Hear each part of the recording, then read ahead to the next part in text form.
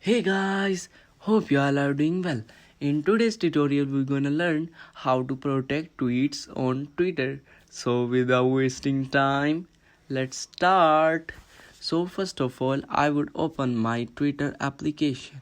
After opening my Twitter application, I will go to my profile menu, which is present right here in top left corner of my phone.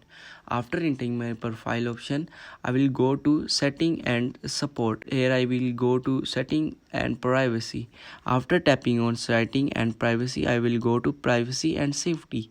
Here I will find an option of audience and tagging. After that, I would see an option of protect your tweets.